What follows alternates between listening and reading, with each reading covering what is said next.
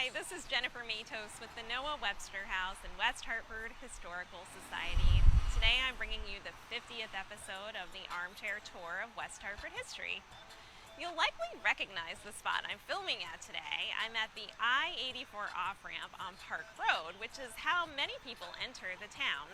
You may have noticed that the town recently updated the West Hartford sign that you see behind me. And you might have noticed the plantings on this site, especially in the spring.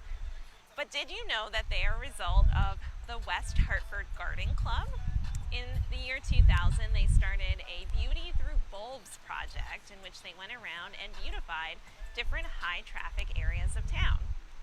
In this video, I'm going to be telling you more about the 90-year history of the West Hartford Garden Club. So this year, in 2021, the West Hartford Garden Club celebrates its 90th anniversary. On April 21st, 1931, 34 residents gathered to form the West Hartford Garden Club. The mission of the club is to stimulate interest and create activity in the arts of gardening and floral design, to enhance the beauty of our community, to contribute to civic improvement, and to work for the conservation of native plants and wildlife. Within 2 months of its creation, membership in the club grew to 100. Dues that first year were just $2, and the fee for a guest to attend an event was 25 cents. Affiliated with the Federation Garden Clubs of Connecticut, the West Hartford Garden Club is a daytime working club, which means all able-bodied members put on their gardening gloves and dig in. The group is committed to volunteerism, the town, and its residents. Throughout the years, the club has progressively taken on civic projects, such as improvements to Elizabeth Park beginning in 1959, the Noah Webster House Garden in 1966, the garden at the Butler McCook House in Hartford in 1997, and junior gardeners and garden therapy in 2000, just to name a few. There are probably many beautifications you encounter in your everyday travels throughout West Hartford that are thanks to the West Hartford Garden Club. The first civic project the group took on upon its establishment in 1931 was to plant dogwoods at Town Hall, as well as beautifying other buildings with plantings like the LaSalle Road Post Office and the Beach Park Elementary School on Steele Road, which is today's school for young children.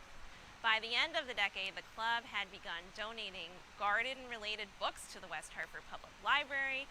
They installed a yew hedge and bulbs, and extensive concrete work at the town green, and designed and installed and maintained a bird sanctuary on the grounds of the Noah Webster Library.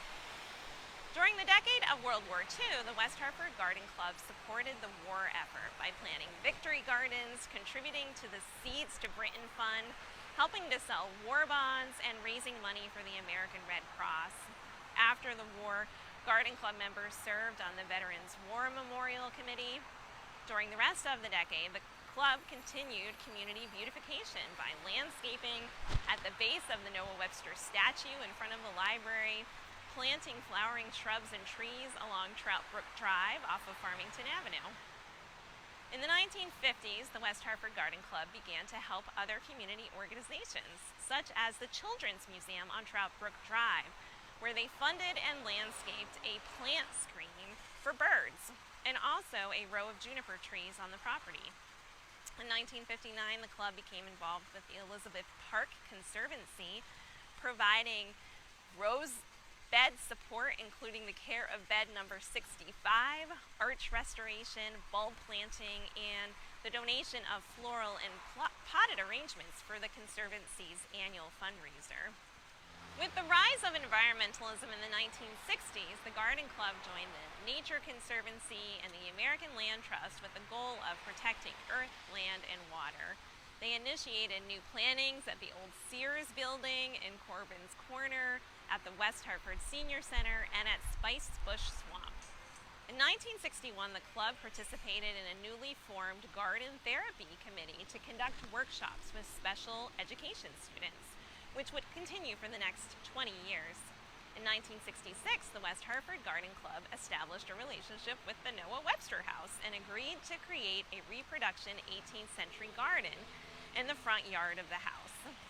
The house, which had been a private residence up until 1960, had recently been restored and opened as a museum. The club commissioned landscape architect Rudy Favretti to design the garden. Members of the club broke ground and transformed what had been, for many decades, a conventional yard into a beautiful dooryard garden that can be visited today. The 1970s were a particularly busy decade for the West Hartford Garden Club.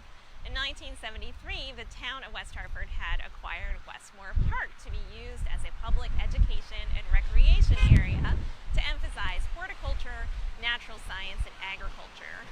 Junior gardeners from West Hartford Garden Club worked with elementary school children and Girl Scouts to establish gardens and a greenhouse at Westmore Park. The club worked on perennial and herb gardens and added purple martin birdhouse feeders and observation beehives. Down the street, the Flag Road Community Gardens were established, and the club participated in Plant a Row for the food insecure. From 1976 on, of course, that year was the nation's bicentennial.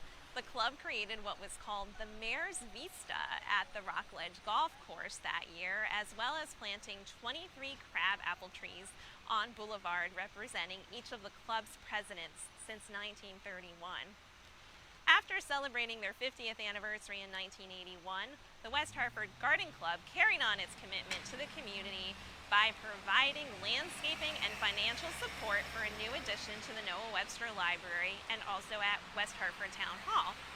The club supported a landscaping beautification project at American School for the Deaf in 1986, and in the 1990s worked with other schools such as cultivating flowers and vegetables at the greenhouses at Whiting Lane Elementary School, to go to the community gardens, designing, installing, and funding entrance gardens at King Philip and Sedgwick Middle Schools, and 4 separate areas on the Conard High School campus.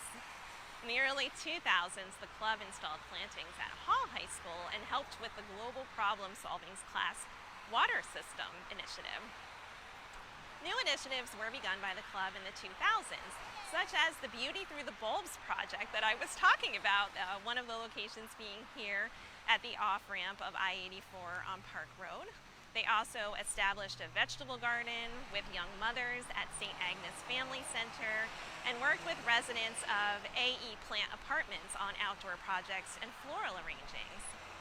Within the last 10 years, the club has identified each tree specimen on the Yellow Trail at the Rockledge Golf Course, noting species characteristics and, if native, for walkers to enjoy. And just last year, during the pandemic, they installed a pollinator pathway garden at Spice Bush Swamp.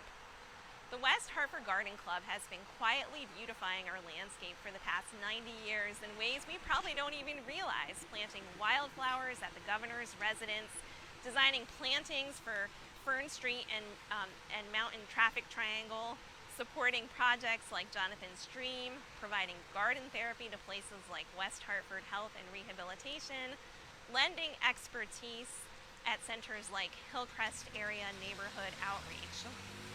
The main way this community service organization raises funds is through their garden tours. If you've never attended one, you're in luck. The West Hartford Garden Club is hosting their Autumn Splendor Tour on Saturday, September 11th from 10 a.m. to 4 p.m. The private gardens of community members will be open to the public for $20, and of course the money all goes to support the club's many, many civic projects. Since 1986, the club has hosted 17 garden tours throughout town, celebrating horticulture and raising over $175,000, all of which has gone back to their civic project efforts. You can learn more about the Autumn Splendor Tour at the West Hartford Garden Club website or on the Noah Webster House website. Thank you to the West Hartford Garden Club for 90 years of important work in our community. The next time you're out and about, I hope that as you're marveling over the town's horticulture, you may stop to consider that much of it was probably established by the West Hartford Garden Club. I hope you learned something new about the history of West Hartford this week, And a special thanks to the Vernon D. and Florence E. Russo Family Foundation for underwriting the Armchair Tour of West Hartford History series. See you next time!